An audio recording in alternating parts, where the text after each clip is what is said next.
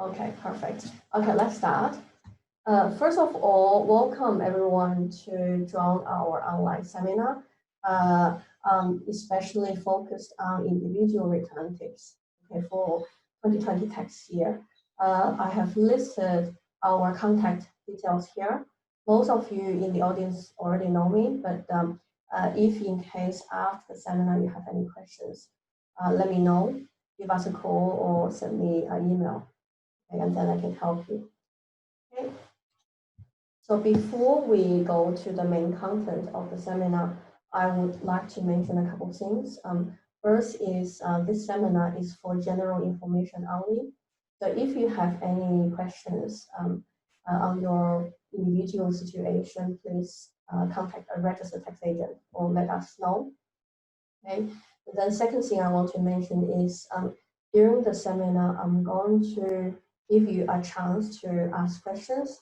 So after every few slides, after each section, you will have a chance to ask a question. During the seminar, you can also type in the chat box. And then during our question breaks, you can speak up. Basically, just unmute your microphone and ask a question. So if you type in the chat box, nobody else can see the information you type in there. But if you do speak up, be careful you don't reveal any confidential information because other people can hear you. We will also upload this recording to YouTube. Okay, so just want to make sure you know about that.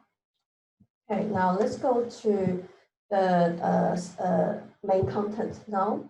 So the first slide, we want to just focus on what type of expenses are deductible for someone's individual tax return.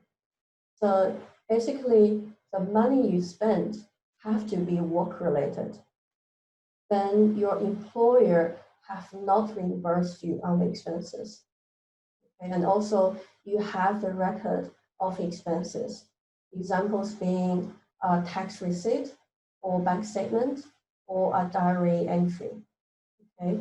And then if the total amount is not exceeding $300, you don't need to provide any receipts. And then if the written evidence is bank statements or credit card transactions, they are okay if they can provide the general details that's commonly listed on the tax invoice, such as the name of the supplier, the nature of goods or services you purchased. Okay, and then also another note here, expenses need to be apportioned if they're only partially work related. So one example I can give you here, let's say you bought a laptop and then you have used your laptop only 80% work related, and then the other 20% is for private purpose. Then when you prepare your tax return, you can only claim 80% of the cost. Okay. Let's go to the next slide. Record keeping. Okay, so there are three, or actually a few, exclusions from the record keeping requirements. Okay, the most common I have listed right here. So if your total work-related expense claims is less, so $300 or less, then you don't have to provide any written evidence. Okay, and also, if your laundry cost is $150 or less, and then small expenses, $10 each or less, and not more than $200 in total. So let's say if, when I'll give you a small example, let's say that after you prepare your tax return, you found that the total expenses you can claim is only $100. Then you remember from your memory that you have bought a few pens, some stationery that's related to your home office, but you didn't keep receipts, okay, and then each of them is below $10. Then you can claim them based on this exclusion. So you can still add them as a part of your deductions, and then without receipts, without written evidence, because they are small expenses. And in total, you are not claiming more than $200 in total, okay? Okay, and then a common question people ask us, how long do I have to keep my receipts or my records? Because they do accumulate inside your house and then taking a lot of space. The answer is 5 years. Okay, so once you lodge a tax return, so it's actually, generally speaking, it's based on the time you lodge your tax return. You have to keep your records for 5 years after that. Okay. All right. And then what type of expenses we can include in the deductions? Okay. We have divided them in 5 different sections. Okay. And we'll go through one by one. We'll give you more details. The first one is motor vehicle and travel expenses. Okay. And the first question we need to ask is when can you claim? Okay. So when you are traveling for job-related duties, for anything job-related, if you're using your car or you're traveling, then you can claim the expense back. The traveling between different work locations or to other locations for work purpose. So if you need to go somewhere to attend a training or conference, that's away from your normal work locations, then you can claim the travel expenses. Okay? Then you can't claim any deductions that's traveling from home to a fixed work location. So if every day you are traveling from your home to a fixed work location and then coming back home after work, then you can't claim traveling from home to a fixed work location. Okay, unless you have to carry bulky tools or equipment. So a common question here, what is bulky tools or equipment? Okay, and then basically tax office interpretation here is it needs to be similar to a small travel bag, like a suitcase when you travel. So generally speaking, about 20 kg, okay, like a small suitcase. So if your job involve carrying bulky tools or equipment, like gardeners have to carry equipment, a mower or other things to do his job, then he can claim the deductions all the time, as an example, okay? So basically here, another small example, let's think about your home is location A, then your fixed work location is location B, so that's your office location. And traveling from A to B is not deductible because it's treated as private travel. Then if, let's say, location C is a place you have to go to attend the training, then if one day you have to travel either from location A, which is your home, or location B, which is a fixed office location, then when you're traveling from either A or B to location C, which is a training venue, then you can claim that trip as work-related, okay, as a part of your deduction. So there's a small example here, so that you understand exactly what this means to you. Okay, and then the second bullet point here, types of travel expenses. So we put a list here. We include potentially quite a few different items. So airfares, if you have to travel to a different city, and then in the same city, train, tram, bus, taxi, or ride sourcing fares. Okay, so here also another point I want to mention is once we decide, okay, as an example, I mentioned the location A, B, and C. So once you decide a trip is work-related, then it doesn't matter how you get there. Okay, you can claim the underlying expenses. So if you were using your own car, then you can claim the mileage underneath. And then in the later section, I'll explain how you claim that. Okay, but if you use work-related travel, then so regardless of how you get there, you can claim the underlying expenses. So if you get there by train, you can claim the train ticket, okay, bus tickets or taxi or ride sourcing fares. right sourcing means Uber, okay, Uber, or I think in Chinese, there's a company called Didi.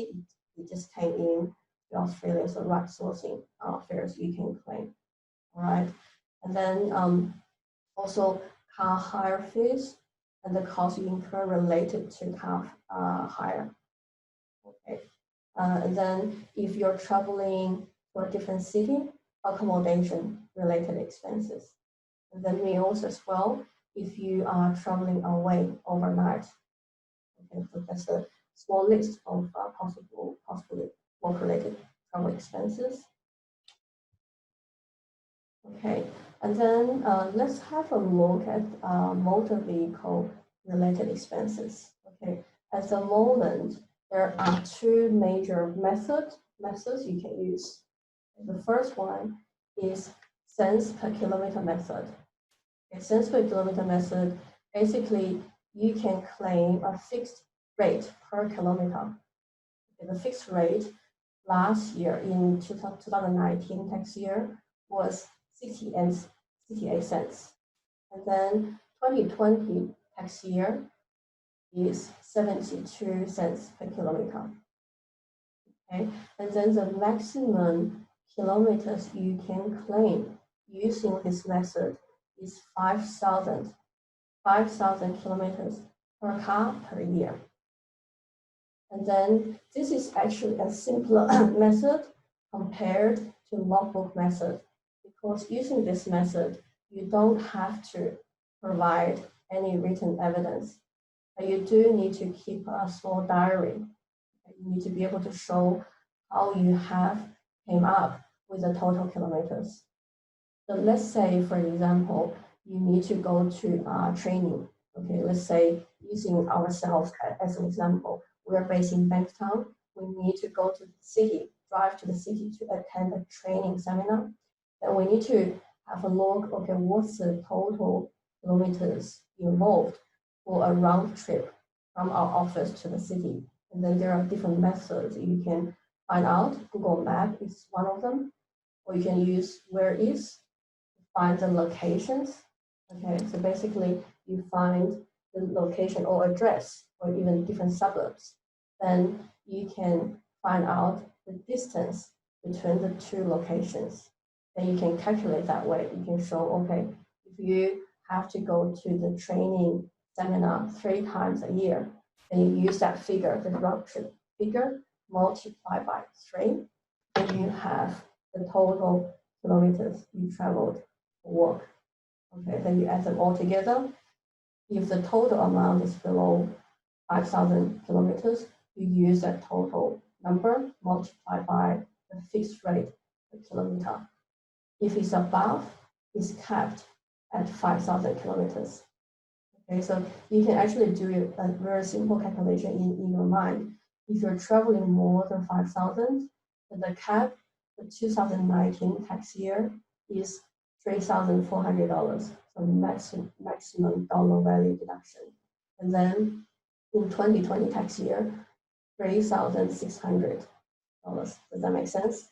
Okay, because you basically just use the fixed rate multiplied by the maximum kilometers you can claim, and then you can get that maximum dollar amount. Okay, that's a cap you can claim using this method.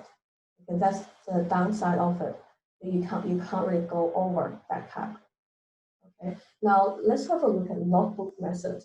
So if someone who's using their car a lot, like a tradesman, always on the road, okay, then logbook method is definitely a superior method to use, because you can potentially claim a lot more in terms of dollar value, okay, more than cents per kilometer method. Okay, it's a little bit of a hassle to start with. I think people, they don't like that first step. So basically, you have to keep a logbook for 12 weeks. Later on, I'm going to show you an example. What is a logbook, like how it looks like? Okay? So you have to keep a logbook for 12-week period. So inside that 12-week period, for every business-related trip, you have to make a record. Okay? You have to write down in your logbook the opening starting odometer reading, ending odometer reading, and then how many, basically, you can then do a calculation, how many kilometers I have traveled for this business-related trip. Okay, for 12 weeks, you have to keep a record of every single business trip. Okay, and then the logbook method, basically, the purpose is just to get a percentage. So at the end of the 12-week period, you will be able to calculate a percentage based on the pattern of your trips. So let's say a small example. So after 12-week period, you come back, had a look at your logbook. So you found that you have traveled in total 10,000 kilometers for everything. Okay, if you use the ending odometer reading of the car minus the beginning, the ending of the 12 weeks period, if you minus the beginning odometer reading, it's actually $10,000. So that's including everything, all business and private related trips. Okay, then you did a calculation, all the trips related to business, you have traveled 8,000 kilometers. Okay, then basically we can calculate a percentage using 8,000 kilometers divided by 10,000, then you have 80%. The logbook method, the first step is just to get you a business-related percentage. Okay, that's the main purpose of keeping a logbook. Now, once you have that percentage, then you can apply to other expenses. Okay, so that's basically how it works. Okay, then a logbook, even though it's a little bit of a hassle, okay, to inside that 12-week period, but once you have one, you can use the same logbook for 5 years. Of course, provided if you didn't get a new car. So because it's have to be per logbook per car. So every car have to have a separate logbook. So if you change your car, every time you change a car, you have to start a new logbook. Okay, or if the pattern of your trips changes. Okay, sometimes potentially maybe at the beginning when you first use your car, you're only using 10%. Then the following year, you notice the pattern changed a lot. You might have traveled 70% for work-related trips. Then you need to start a new logbook so that you can calculate, you can find the result. Okay, this is 70%. And you have the logbook as the evidence to show that 70% to claim your expenses.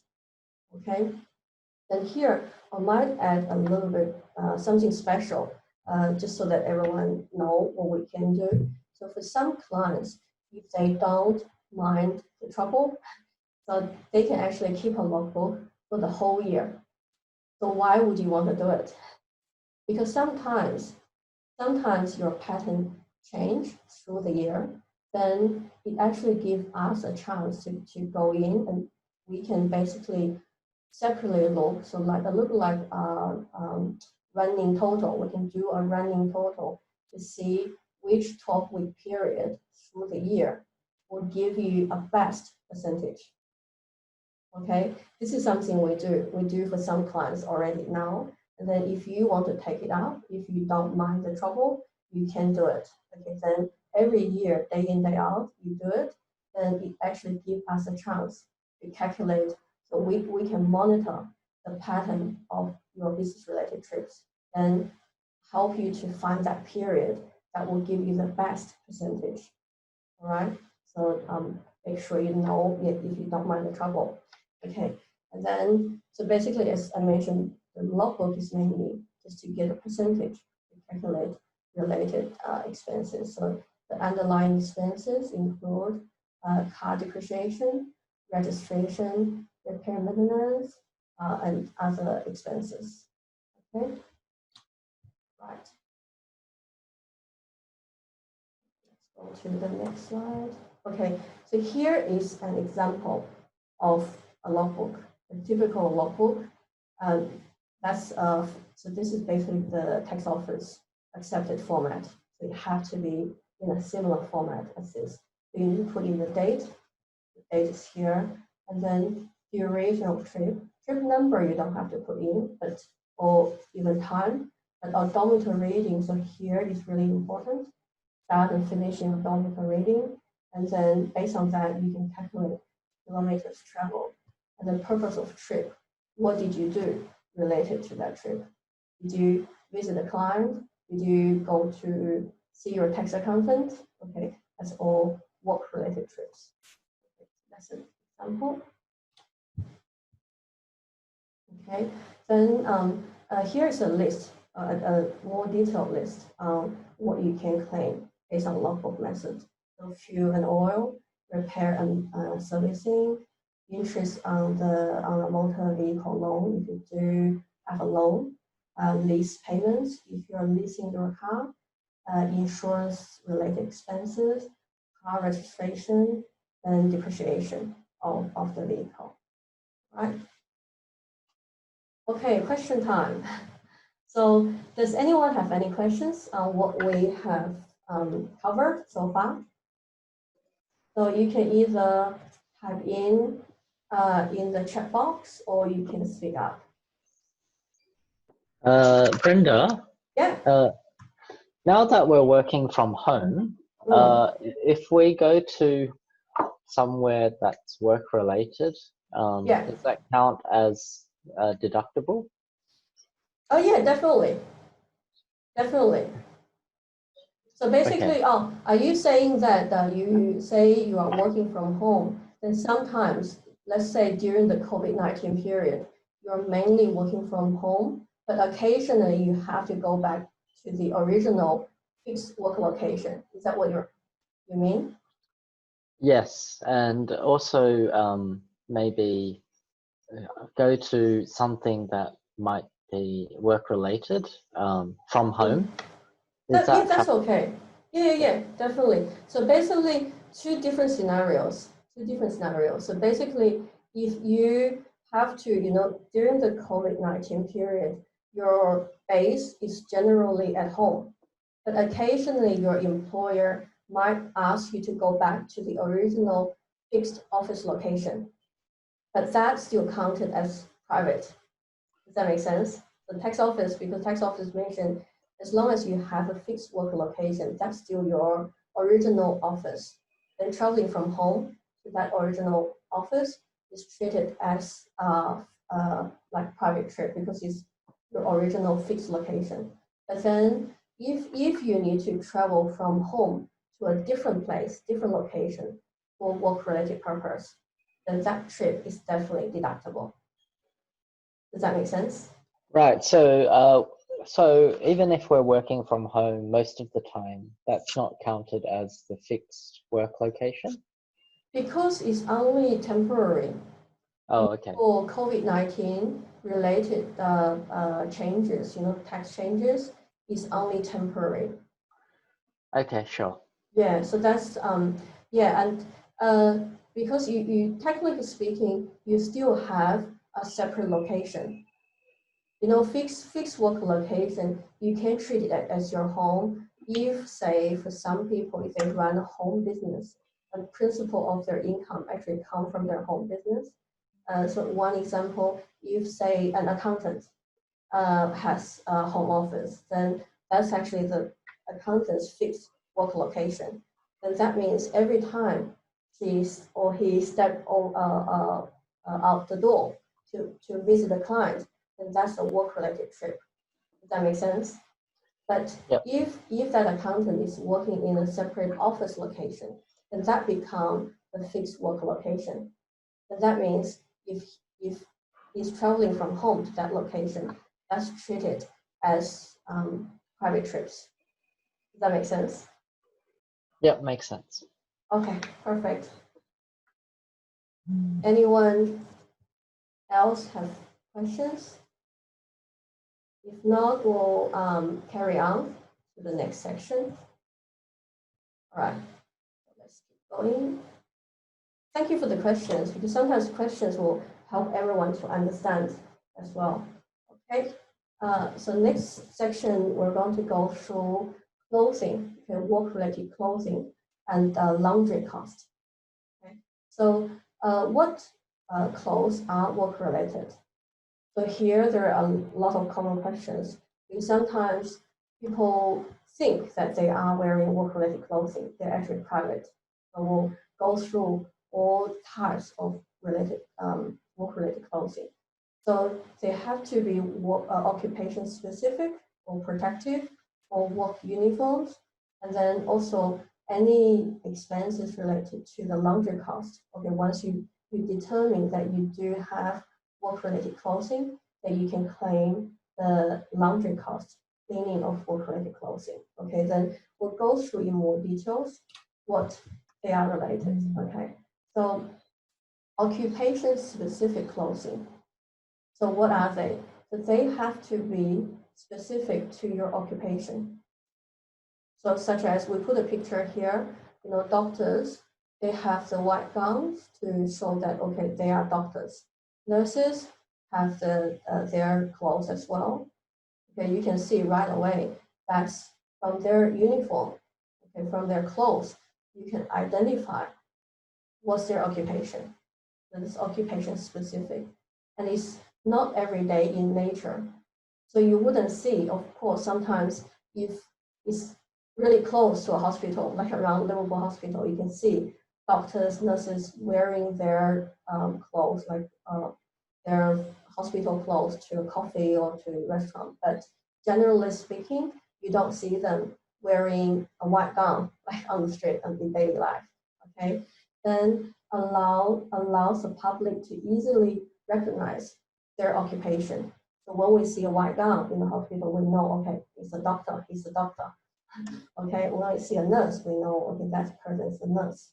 All right, and then you can't claim costs related to clothes that are not specific to your occupation. So here, there are a lot of questions related to this one. Okay, so some people ask, in my office where I work, my boss asked me to wear a white shirt and black pants. So that's only allowed work uniform.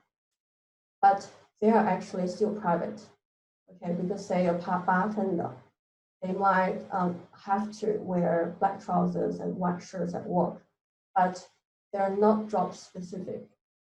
Okay, they can wear white shirts and black pants outside, and then you can't really separately identify. Looking at their clothes, you can't tell their occupation. So for that, is still treated as private. Okay, white shirt, black pants is quite a common question. All right, they're still treated as private clothes. Okay, the next one, protective clothing. So they need to be able to protect a worker from the risk of illness or injury related to the occupation. So there's a picture on the right-hand side. You can see, okay, it have to be serving a purpose as protective to the person, okay, to the worker, okay, and it must provide a sufficient degree of protection. It have to be protective. Some examples here. So fire-resistant and sun protection clothing for people who maybe a fireman, okay, or sun protection clothing for people who are working outside a lot under the sun, okay, and then safety colored vests, those high-vis jackets, high-vis vests, okay, non-slip nurses shoes, rubber boots for concreters, steel-capped boots, gloves, and heavy-duty shirts and trousers. Okay, they can protect the worker wearing them. Okay, overalls, smocks, or aprons people wear to avoid damage or dirtying their normal daily clothes. Okay, so sometimes, depending on the nature of the job, you might have to crawl in areas or spaces that's really dirty. Then people might have to wear overalls to protect their own daily clothing. And then those overalls can be treated as work-related clothing because they still serve a protective purpose because they are protecting your daily clothes. All right, so that's the second category of work-related clothing. Okay, the third category are work uniforms. Okay, they have to be unique and distinctive to the organization you work for. So normally, most common scenario, there has to be a logo. The employer's logo is permanently attached to it.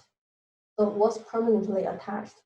It can't be just like a pin, you pin it down, or like you get a pen to write something, draw a picture there.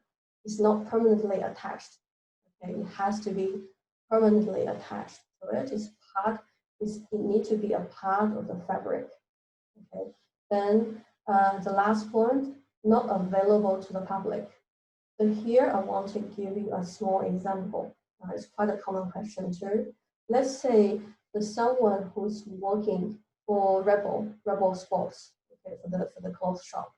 The person has to wear, or as the employer requirement, she has to wear something that's sold in the shop that actually has the local Rebel Sports logo on it. But can that person claim deduction for the clothes she bought in the shop? Okay, the answer is no. The why is actually the last bullet point here is applicable now, because the clothes is available to the public. So anyone not from that organization, they can actually step in the shop and buy something. So it's publicly available. Okay, and then even though it is unique and distinctive to the organization, so it's actually ticking all the above boxes. All right, but because it's available to the public, so the person who's working in a Rebel sports shop can't really claim any clothes that got a Rebel sports logo on it. Okay, so that's one example, help you to understand the last bullet point here. All right, so next slide. So once you determine you do have work-related clothes, then you can claim the cleaning of work-related clothing. Okay, so that's even when the clothes is supplied by the employer. So let's say a bank might purchase clothes for the bank employees, and the employees, even though they didn't pay for the clothes themselves, they can still claim laundry cost on the clothes. To be able to claim it, you need to have written evidence if the total cost, the total laundry cost is above $150. Okay, if it's below, you don't have to provide written evidence or receipts. Of course, you need to be able to explain how you came up with the total claim. The from tax office requirement, okay, they put a general dollar value there, $1 per load if you are only washing work-related clothing. So $150 is 150 loads per year, right? And then 50 cents per load if you also have other private loads involved when you're doing the washing. All right, question time. Does anyone have any question related to work-related clothes? Okay, if not, we'll continue to the next section. Okay, gift and donations. So gift and donations, they are only deductible when they are donated to organizations that has a DGR status. The DGR stands for Deductible Gift Recipient. Okay, so an organization, if they want to receive, say a charity organization, if they want to receive donation from other people, and then they want to help those people to claim tax deductions, then this charity organization have to apply to tax office and then be endorsed by tax office and then be granted this status, deductible gift recipient. Once they have this status, then when you donate to that charity organization, you can claim a tax deduction in your return. Okay, then how can you find out? So when you donate to a charity organization, they need to be able to give you a receipt, or at least if when you go through your bank statement, you might have seen, say, Red Cross, you have donated $100 to Red Cross. Then the easiest way is just go to ABN lookup. So go to Google, type in ABN lookup, and click on the top, the first link. You put in their ABN number. Once you find their ABN number, or if you know the name, Red Cross, search to see whether in their business registration, ABN registration, there is a DGR section. Okay, if they have a DGR section to say that, okay, they do have the status, then that means when you are donating to that organization, you can claim a tax deduction. All right, then of course you need to have the proper records, receipts, or bank statement, credit card transactions to verify that you did make that donation. Okay, that's on different donations. Right, home office expenses. This is one of the major topics today. Okay, and also a lot of people have a lot of questions on this topic. So when we talk about home office expenses, there are mainly two groups of expenses underneath that. Okay, the first one is operating expenses. So we will just have a rough understanding here what they are including, what type of expenses they are including. Then the next section will have a look how to claim deductions for them. Okay, so the first group is operating expenses. The operating expenses including electricity, wear and tear of furniture, mobile phone and internet, wear and tear of office equipment. Okay, that's operating expenses. And then the other group is occupancy expenses. So that's occupancy expenses is basically related to the building, okay, the property or your home, basically you're occupying. Okay. Then for occupancy expenses, there are a few listed here. Mortgage interest. If you own your property and you do still have mortgage interest, potentially you can claim. Okay. Rental cost, if you're renting, and council raise strata, and other building or home property related expenses. Okay, so that's for home office. And then let's have a look how we can claim deductions, or on what circumstances we can claim deductions. Okay, operating expenses this year, especially for 2020 tax year, there is a major change, a temporary measure tax office have provided to us, to taxpayers. It's called shortcut method. The shortcut method basically from the 1st of March to June 30, 2020, you have a choice to claim 80 cents per hour if you worked from home. Okay, so for this method is covering all work-related expenses. So basically including phone and internet, decline in value of equipment, so wear and tear of your equipment and furniture, electricity and gas for heating, cooling, and lighting. So it's including all those expenses. So once you choose this method, you can't claim any other home office related operating expenses related cost on the top. So that's a major change. As is a temporary measure only covering the period from 1st of March to June 30. Okay. Then to compare to this method, okay, the traditional method is called a fixed rate method. It's 52 cents per hour. So that's a traditional method. Okay, so basically this one is covering decline in value of furniture, the depreciation, wear and tear of your furniture, electricity and gas for heating, cooling, and lighting, and cost of repair to home office equipment and furniture. Okay, so that's the only expenses that this 52 cents is covering. And on top of that, this is a major difference. So on top of this 52 cents per hour expenses, you can separately claim phone and internet computer, consumables and stationery, and then wear and tear of equipment and furniture. All right, that's a major difference. And then from our experience, because we have done a few returns already, and then this year, something special we are doing for our clients, we're actually comparing the two methods.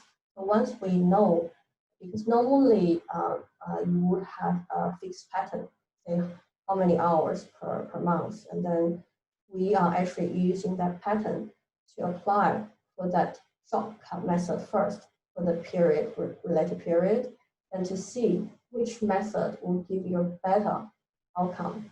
And from our experience, generally speaking, the traditional method is still a superior method. Of course, if you, in case some people might not have used a phone for work, okay, internet, or any other computer or equipment for work. So if in case you definitely don't have other expenses, you basically just work from home, then you can use 80 cents per hour method. But in reality, most of the time, if you work from home, you would have incurred mobile phone, internet, or you might have used your own computer or your other equipment. So if you involve other equipment, generally speaking, the traditional method, 99% of the time, will still give you a better deduction. Okay, but of course, after saying that, for every client, we'll still do the calculation to see which method will give you a better outcome, and then we'll use that method. Okay. Then the last one is called actual cost method. I'm just going to briefly mention it here because it's quite complicated to claim using this method. Because basically, you need to show a pattern of the increase of the cost. So let's say if we look at electricity as an example, you need to be able to show what's the electricity expense you had paid before, okay, before you started working from home. And after, then you can see an increased portion. Then only for that portion, then you need to do some other calculation to see. So it's very complicated, not very straightforward. You will spend a lot of time on it, and it doesn't necessarily give you a better outcome. So normally we advise our clients to always just use the shortcut method or the fixed rate method. But if you're interested, you can still let me know, and then I can explain to you in a separate occasion. Okay. Okay, the next I would like to talk about occupancy expenses. Is also a part of home office expenses. So on what occasions can you claim occupancy expenses? Okay, there are a few criteria here. First of all, your home has to be your primary place of business, and then you run your business from home. All right, and also you need to have a room that's exclusively or almost exclusively for business activities. Okay, so you need to have a separate room. So it means that you can close the door. Okay, so separate, totally separate from other rooms. So like a garage, it can be a separate room.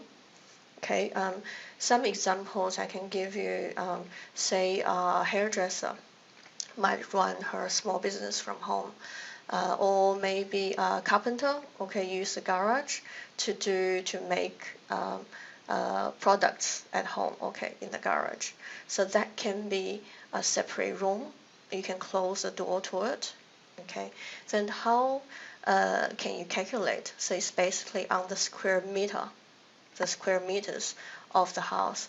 Let's say if your whole house, the area is 100 square meters, then this separate room, it might be 10 square meters.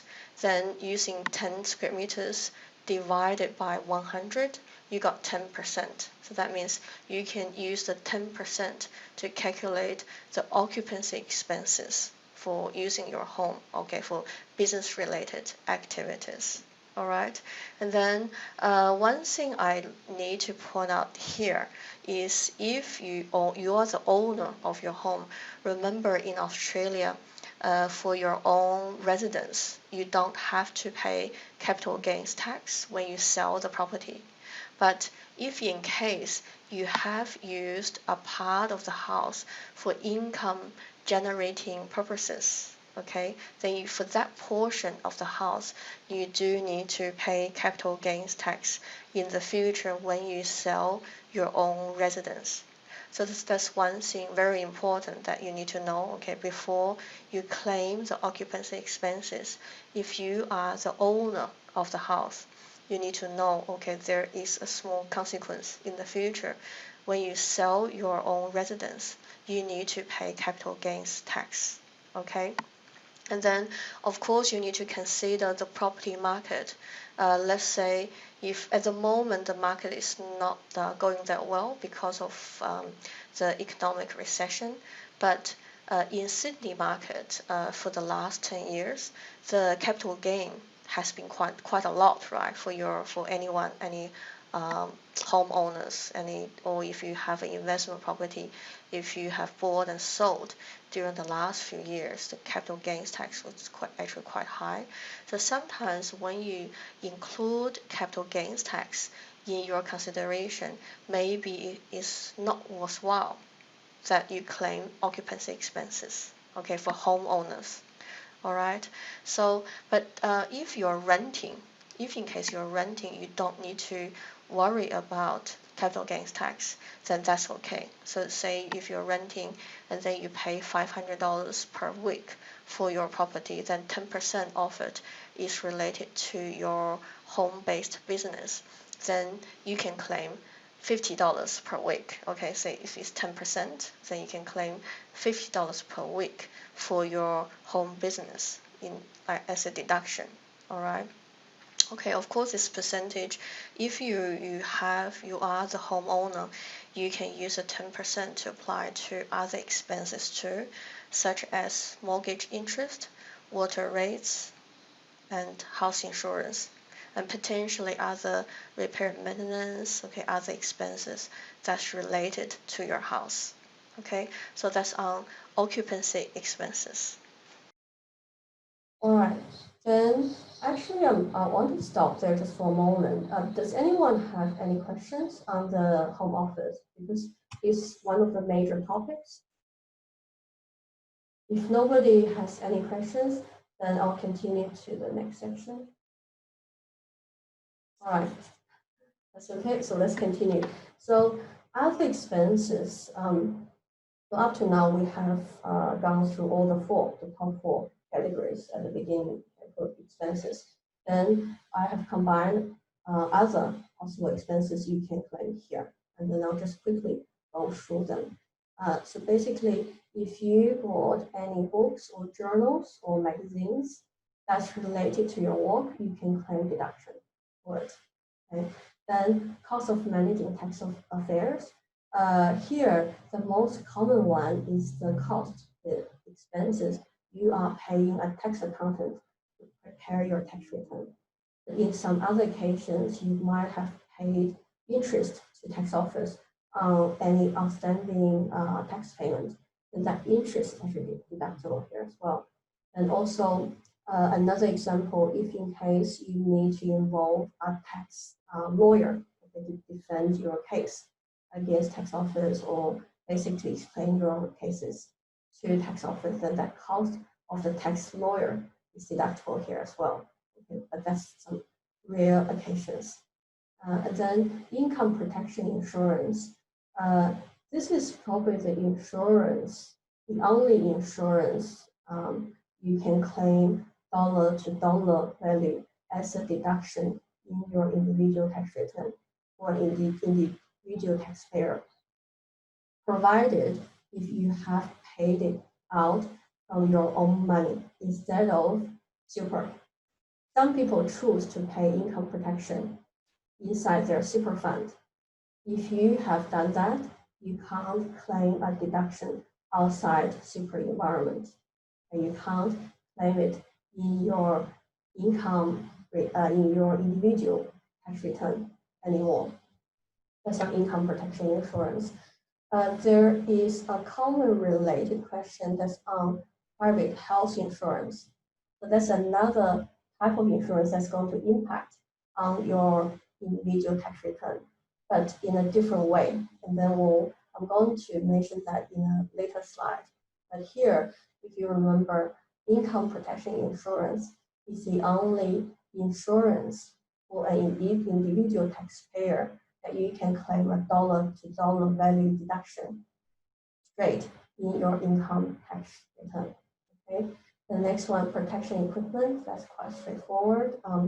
Seminars, conference, or education workshops. If in case you have to pay for any seminar or conference or any training yourself, that's work related, then you can claim the price of that seminar as work related expense. Okay. And then on this, just a small note, don't forget other possible expenses you can claim here. I'll give you one example. So even if your employer paid for the seminar, so the seminar cost is actually paid by someone else, not you. But when you are traveling to the seminar, if it's a different location, can you claim travel expenses? Okay, of course you can, so don't forget that. Other things include if you say after training seminar, you might have to do some research. You might have homework to finish at home. And then do you use home office hours? That's work related too, all right? And then also home office related too. If you have to work from home for any occasion, do you need stationery? And so other expenses as well. So seminar and conference, or you have other education workshops. Don't forget other possible expenses that might be attached to the seminar, even if you didn't pay the seminar cost yourself. Okay. Then stationery, okay, small stationery items. If you have a home office, you have to use them for the office. Okay. Then tools and equipment. Most common cases, computers, computer accessories, mobile phones. So those are or can be potentially work-related tools and equipment, or a tradesman might have different tools or go to Bunnings, buy different items for work. Okay? And then union fees and subscription to associations. So union fees are basically, there are different unions that can help you to protect your work-related rights.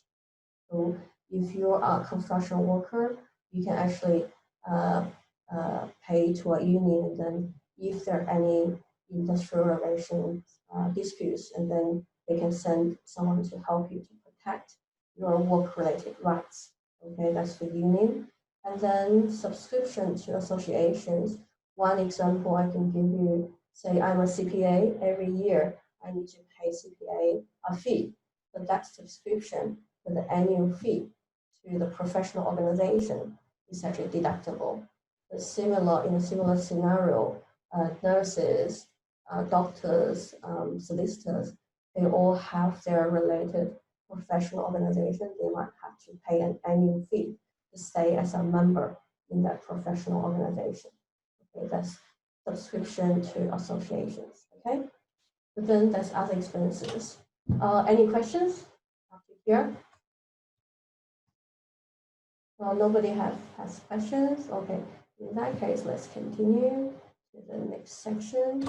It's only a small section here, but I thought I just want to mention here quickly so that you understand exactly what it is and how you should deal with it, potentially to help you to reduce your tax. Okay.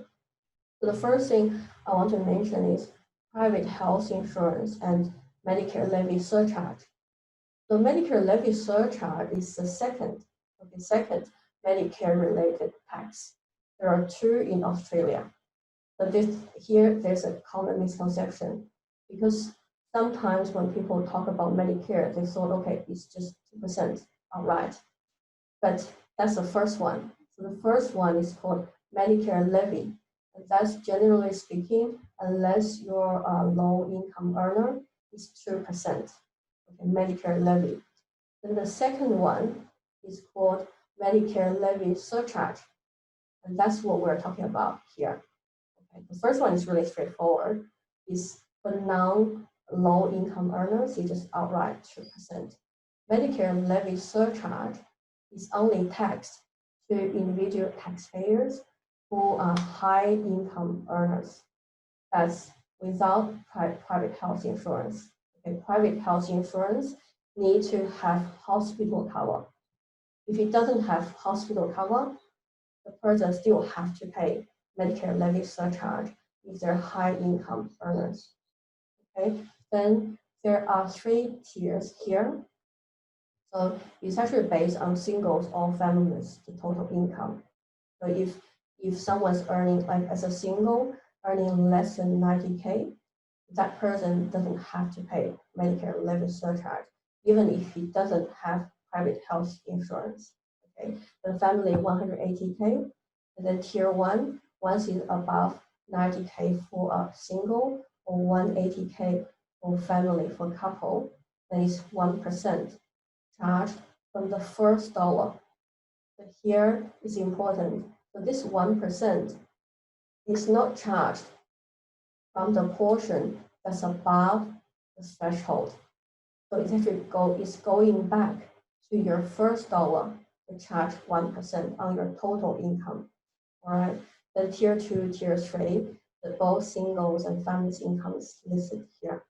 All right. And then another thing I want to mention, this total income is not only your taxable income. Because when you look at your tax return, there'll be a line saying taxable income. Taxable income is the total income that you have to pay tax on. And on top of that, sometimes, say, a charity organization can actually pay, or hospitals, they can pay, normally, say, for hospitals, 17K, and a charity organization, BI, 30K, they can pay that to their employees as FBT, so exempt income. So the employees don't have to pay tax on it. So that can be added on top of their income, but it's actually a tax-free income for the employees. All right, and then also super contribution on top of the legal requirement. The legal requirement now for super guarantee, the super contribution is 9.5%. So if, let's say, an employer choose to increase that amount, that percentage, okay, to pay more than that amount, then anything on the top is called reportable super contribution. That portion has to be reported to tax office in your individual return, and also the reportable FBT. So even though they are not a part of your taxable income, but when tax office is calculating whether they need to charge Medicare levy surcharge from you, all those income are included only for this calculation. Okay, and for some other calculations too, but they're not included in your taxable income, so you don't have to pay tax on them. All right, so that's on private health insurance. But then tax planning tips here. So you just need to have a look, how much is my income? Okay, how much is going to be our family income? And then do I need to get private health insurance for myself? Of course, they can be quite expensive, but the upside is you can save tax on it. And then of course, private health insurance, you can have other benefits. If you need to go to a private hospital, you don't have to pay, or you only need to pay a small amount of the hospital charges, all right? So that's something I want to mention here. And then the second point, also on future tax planning tips, if you have government help debt, if you are going to uni and have a degree, sometimes people borrow money from the government to pay for the tuition. So that's help debt. Okay? And then up to what point you have to pay it back? The first thing I guess I want to mention is actually interest-free debt. Or help debt is actually interest-free. It's a common misconception. A lot of people saying, "Oh, I just want to pay back." Then my question to them is why? Why would you want to pay back? do you have a home mortgage?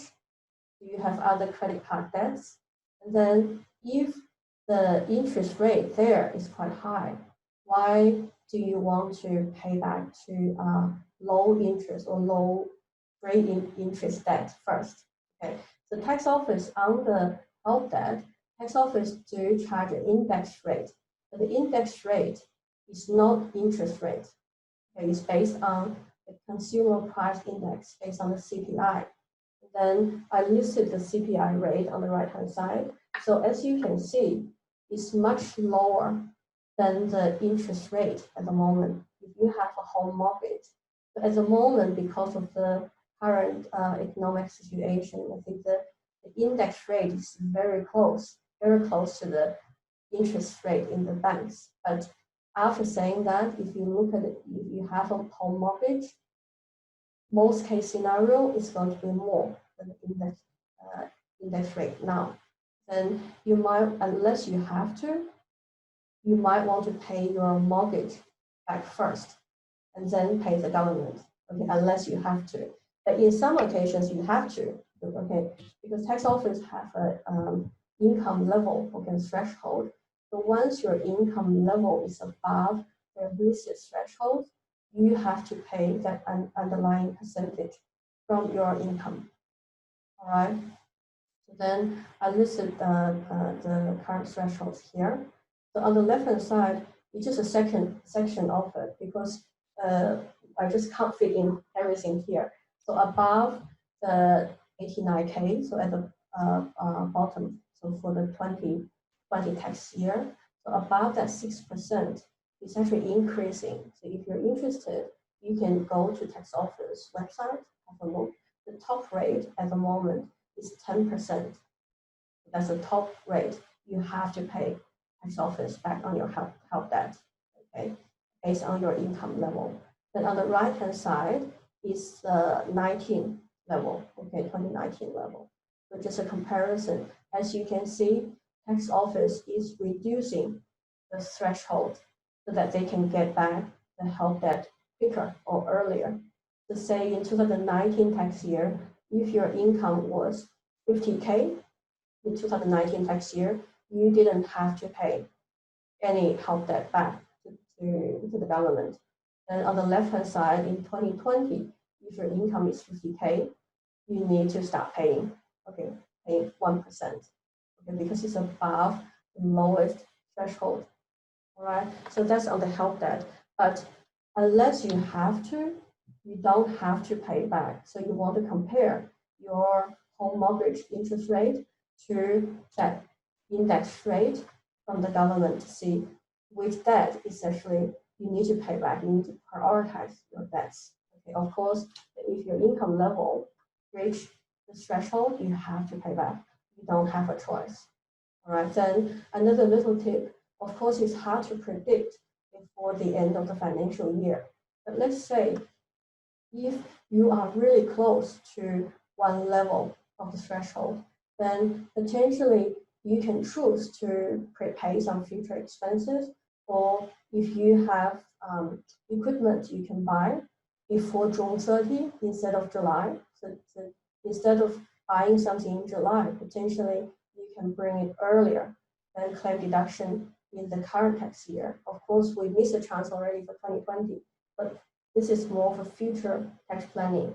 Okay, then you can watch out. Am I really close to a threshold? Then do I want to buy something extra just so that I can bring myself down? And then I'm paying for future expenses anyway, and it's deductible. Okay, just a small tip. All right, so that's everything I'd like to cover in today's seminar. Does anyone have any questions at the very end on all the topics? Yep. Brenda, I just wanted to ask about the Medicare levy surcharge. Okay, no problem.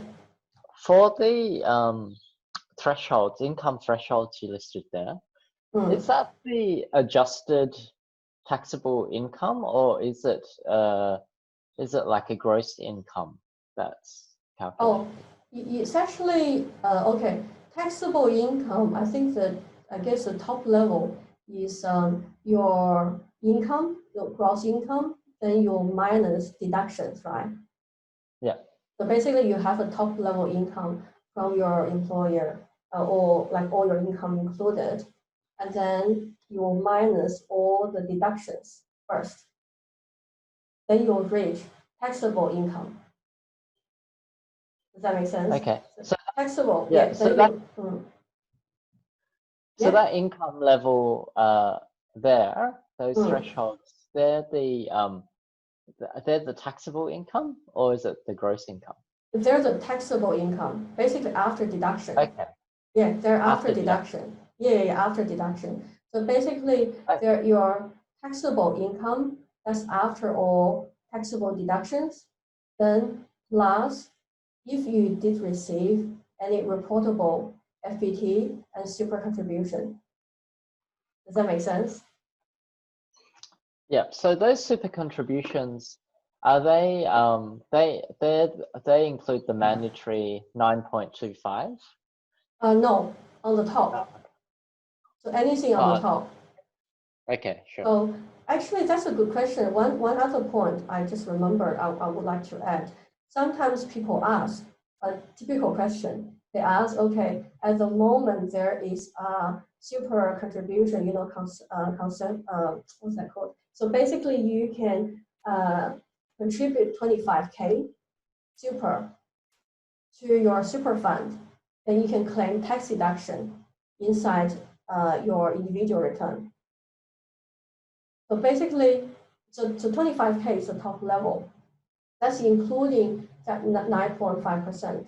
But sometimes people ask, okay, then can I contribute? Okay, my employer only contributed, say, $10,000 for my super contribution. That's the 9.5%. Can I contribute another $10,000 myself? And then by doing that, can I reduce my overall income so that I can reduce my threshold for Medicare levy surcharge? But that's quite a common question. The answer is no. Does that make sense? Because whatever you contributed yourself, even is from your own money, but that part of the contribution can be included as your tax deductions.